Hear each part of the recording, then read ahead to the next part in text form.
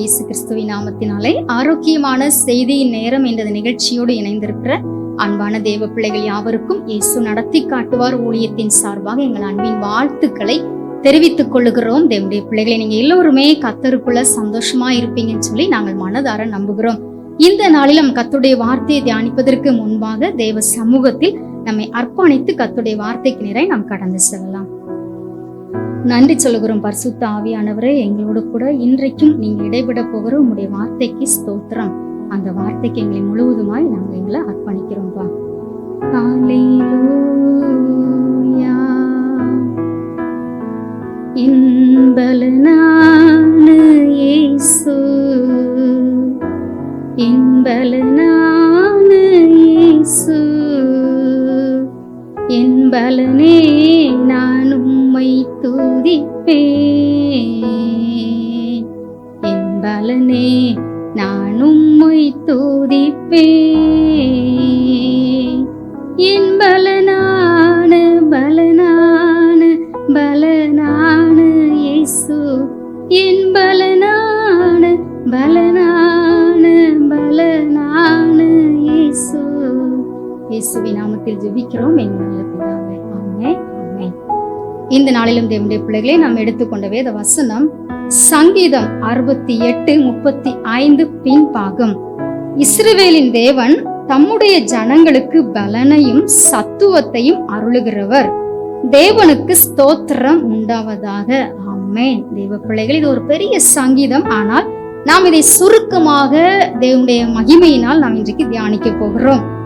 இந்த சங்கீதத்திலே தாவீது ராஜா சொல்லுகிறார், துன்மார்க்கன் தேவனுக்கு முன்பாக எப்படி இருப்பான், நீதிமான் எப்படி இருப்பான், தேவனுடைய வல்லமை எப்படிப்பட்டது என்று சொல்லி, அது மட்டுமல்ல நம்முடைய முன்னோர்களை தேவன் நடத்தின விதம் எப்படி என்றும் சொல்லி தெளிவாக இந்த சங்கீதம் முழுவதும் அழகாய் பாடியுள்ளார்.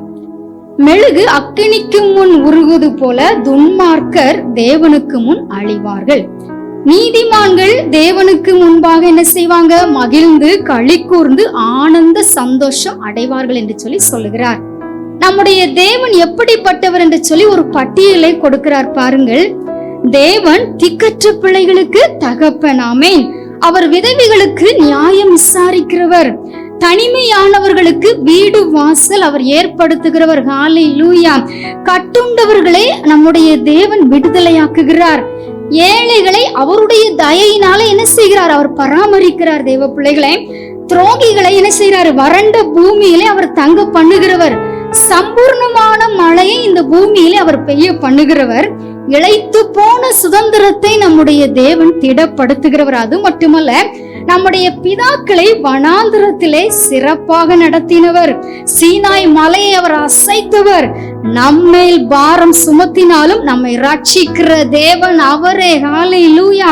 நம்முடைய தேவன் ரட்சிப்பை அருளும் தேவன். மரணத்திற்கு அவர் நீங்களாக்கி நம்மை தப்புவிக்கிறவர். தேவ பிள்ளைகளே, ஆனால் ஒன்று, தன்னுடைய அக்கிரமங்களிலே துணிந்து நடக்கிறவனுடைய மயிருள்ள உச்சந்தலையை உடைக்கிறவர் என்று சொல்லி தாவீது ராஜா இந்த மாதிரியாக நம்முடைய தேவனுக்கு ஒரு பட்டியலை கொடுத்து அழகாய் பாடியிருக்கிறார். இந்த சங்கீதத்திலே வசனம் 13 சொல்லுகிறது, இப்படிப்பட்ட தேவனை நாம் ஸ்தோத்தரிக்க வேண்டும். ஸ்தோத்தரிக்கும் போது அவர் நம்மை எப்படி ஆசீர்வதிப்பாராம், அலங்கரிக்கப்பட்ட புறாசிறகுகள் போல பசும்பொன் நிறமாகிய அதன் இறகுகளின் சாயலாக மாற்றுவார். தம்முடைய ஜனத்திற்கு பலனையும் சத்துவத்தையும் அவர் கொடுக்கிறவர். தேவ பிள்ளைகளை, இன்றைக்கும் நாமும் தேவனை முழு இருதயத்தோடு நாம் இப்படியெல்லாம் அவர் எப்படிப்பட்டவர் என்று சொல்லி பாடி துதிக்கும் போது பலனையும் சத்துவத்தையும் அருளி உங்களை நிறைவாய் அவர் ஆசீர்வதிக்க போகிறார். நாம் ஜெபிக்கலாம். நன்றி சொல்லுகிறோம். பரிசுத்த ஆவியானவரே, இந்த சங்கீதத்திலே நீங்க தெளிவா எங்களோட இடைப்பட்டீங்கப்பா. அந்த மகிமையெல்லாம் நாங்க உங்களுக்கு எடுக்கிறோம். உங்க பிள்ளைகளுக்கு நீங்க பலனையும் சத்துவத்தையும் கொடுங்கப்பா. உங்க பிள்ளைகளும் உங்க நாமத்தை உயர்த்தி துதித்து உங்க நாம மகிமைக்காக உமக்கு பிரியமான பிள்ளைகளாய் வாழ்ந்து உங்க நாமத்தை மகிமைப்படுத்த உதவி செய்யும். உம்முடைய கரத்திலே அர்ப்பணிக்கிறோம். இயேசுவின் நாமத்தில் ஜெபிக்கிறோம் எங்கள் நல்ல பிதாவே. ஆமென்.